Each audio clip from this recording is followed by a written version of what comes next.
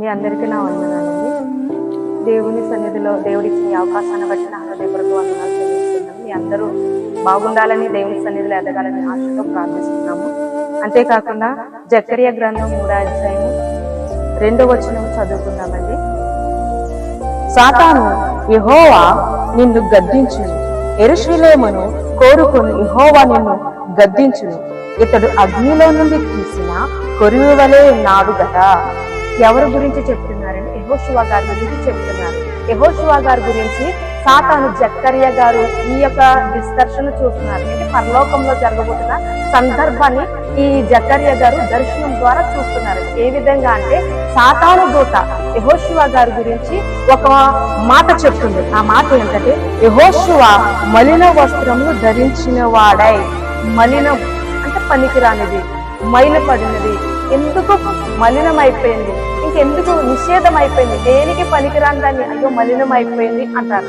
అలాగే యెహోషువ గారి గురించి మలినం అయిపోయారు అని చెప్తున్నారు. అసలు ఎందుకు ఈ విధంగా చెప్తున్నారు? అసలు ఆయన ఏం చేశారు? ఆయన గొప్ప ప్రవక్త. ఇశ్రాయేలు ప్రజలను మోసే తర్వాత నడిపించడానికి యెహోషువ గారిని ఎన్నుకున్నారు. యెహోషువ గారు ప్రార్థన చేయగా సూర్యచంద్రులు ఒక రోజంతా నిలిచిపోయి ఉన్నాయి. యెహోషువ గారి గురించి చెప్తే చాలా విధంగా ఉంది. అలాంటిది ఇక్కడ ఈ యొక్క సాతాను దూత ఇక్కడ ఖచ్చితంగా చెప్తుంది, సాతాను యెహోవా నిన్ను గద్దించును, యెహోవాయే నిన్ను గద్దించునని సాతాను చెప్తున్నారు. అసలు ఎందుకు ఈ మాట చెప్పి ఉన్నారు? అసలు ఏ విధంగా చెప్పి ఉన్నారు? మొదటి వచనం నేను చదువుతాను. మరియు యెహోవా దూత ఎదుట ప్రధాన యాజకుడైన యెహోషువ నిలవబడుటయు, సాతాను ఫిర్యాదై అతని కుడిపార్శ్వమున నిలవబడి ఉండుటయు అతడు నాకు కనపరిచెను. యెహోషువకి యెహోవా దేవుడు దర్శనంలో జకర్యా గారికి ఏ విధంగా చూపిస్తున్నారంటే, యెహోవా దూత ఎదుట యెహోషువ గారు నిలబడితే చూపించారని ఖచ్చితంగా చెప్తున్నారు. చెప్పినప్పుడు సాతాను చెప్తున్నారు, యెహోషువ గారి నిమిత్తము ఒక మాట చెప్తున్నారు, ఇతన మైల వస్త్రము ధరించిన వాడు ఈ రాజ్యంలో పనికిరాడు, చెప్పడానికి నిలవడానికి అని చెప్తున్నారు. యెహోషువ గారు ఉన్నతమైన వ్యక్తి, దేవుని సన్నిధిలో బలంగా ఎదిగారు. అసలు ఏం జరిగింది అంటే సంఖ్యాకాండము 11వ అధ్యాయం 28వ వచనం చూద్దామండి.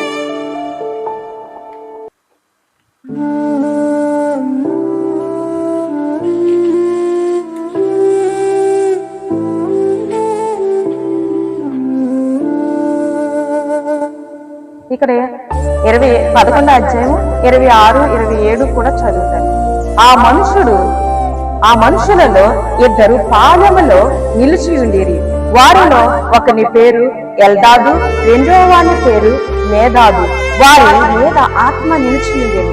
వారు రాయబడిన వారిలోనూ ఉండిన వారు. అంటే ఇక్కడ ఎల్దాదు, మోదాదు అని ఇద్దరు ప్రవక్తలు ఉన్నారు. అంటే ఇశ్రాయేలు ప్రజలు నడపడానికి మోషే గారికి అక్కడ ఓపిక లేదు, ప్రజలు నా మాట వినటం లేదు, వీరు నా మాట వినాలంటే వీరిలోంచి దేవుని ఆత్మ తెలిసిన వారు కొందరైనా నాకు కావాలంటే ఒక 10 మందిని దేవుడే పిలిచారు.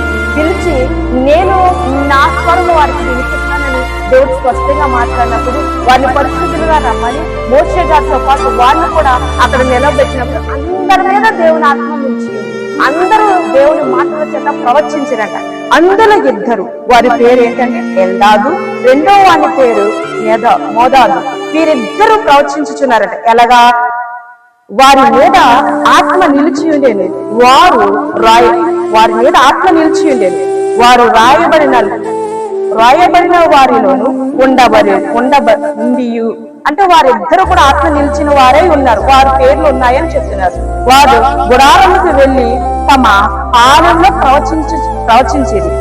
ఇప్పుడు వీళ్ళు ప్రవచించుచుండగా ఇక్కడ ఏమని మాట్లాడుతున్నారంటే, అప్పుడు ఒక యవ్వనస్తుడు మోషే యొద్దకు పరిగెత్తుకుని వచ్చి ఎల్దాదు, మోదాదులు పాలెములో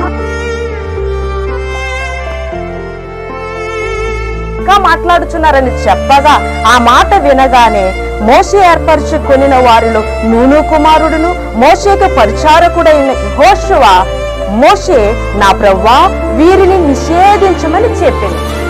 ఇదండి నోటి ద్వారా చేసి నిషేధింపబడిన రాయి మూల. నిషేధం అంటే పనికి రానిదని పాడవేయడం. నిషేధం అంటే ఎందుకు పనికిరానిది, నిషేధించేశారు అంటే అసహ్యమైంది, ఎందుకు పనికిరానిది అని అక్కడ అన్నారు. ఇక్కడ ఏం చేశారంటే యెహోషువ గారు గబగబా వెళ్ళి వారిని నిషేధించమని ఒక్క మాట చెప్పి ఉన్నారు. ఆ మాట ద్వారా అక్కడ సాతాను ఫిర్యాదు చేయడానికి ఒక అవకాశము దొరికింది. ఇంకా అందుకని అంటున్నారు సామెత గ్రంథంలో కొన్ని నోటిని కాచుకోమంటున్నారు. నోటి ద్వారా చాలా అపరాధం ఉంది. చిన్న తప్పే తను చేశారు నోటి ద్వారా. అంటే పరిశుద్ధాత్మను దూషించిన వారు తరతరాలు శపింపబడతారని దేవుడు వాక్యంలోనే రాసింది. ఇది దేవుడినైనా దూషించవచ్చు కానీ పరిశుద్ధాత్మను మాత్రం ఏమాత్రము దూషించకూడదు. నోటిని శుద్ధి చేసుకోమని దేవుడు మాట్లాడుతున్నారు. నోటి ద్వారా ప్రతి విషయంలో కూడా దేహంకు శుద్ధి కావాలి కాబట్టి నోటి ద్వారా ప్రతి విషయంలో మనం శుద్ధులుగా ఉండాలని దేవుడు మాట్లాడుతున్నారు. అందుకని ఇక్కడ ఏమని మాట్లాడుతున్నారంటే సాతాను యెహోషువ గారినే నిందించగలుగుతున్నాడు. మరి నీవు నేను ఏ పాటి వాళ్ళము? నోటితో ఉదయం లేసాము, ఏదో ఒక మాట, ఏదో ఒక ఆలోచన, నోటితో కానరాని మాట అనేసం ఆనందించేస్తున్నాం, ఏదో మాట అనేసి వాళ్ళని బాధ పెడుతున్నాం, లేదా మనకు తెలిసే చేస్తున్నాం, తెలియకే చేస్తున్నాం, కానీ ఎన్ని పొరపాట్లు చేస్తున్నాం. నీవు నేను కూడా మారాలని. యెహోషువ గారి లాంటి వారికే పరలోక రాజ్యంలో ప్రవేశం లేదే. నా భక్తి నీ భక్తి ఏ పాటిది? దేవుడు నిన్ను రాజ్యంలో చేర్చుకోవాలంటే యెహోషువ లాగా ఒక ఉన్నత స్థితిలో ఉండాలి అంటే మన నోటిని శుద్ధి చేసుకుందామా? మనం పరిశుద్ధంగా ఉండాలని ప్రయత్నిద్దామా? ప్రయత్నించడంలో తప్పు లేదండి, ప్రార్థించడంలో తప్పు లేదండి. దేవుడు చేయడానికి మన పట్ల ఒక ఉన్నత ఉద్దేశం కలిగి ఉంది. నన్ను మార్చాలని, నా చేయి పట్టుకోవాలని, ఆయన రాజ్యంలో ఉండాలి. మన ప్రయాస అంతా ఎందుకండి?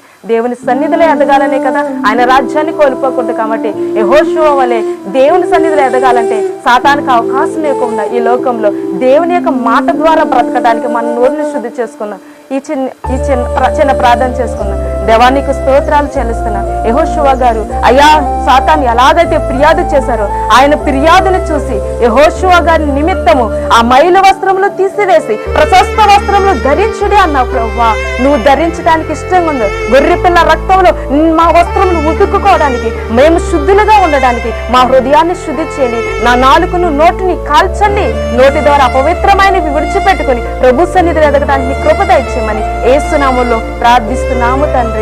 ఆమేన్.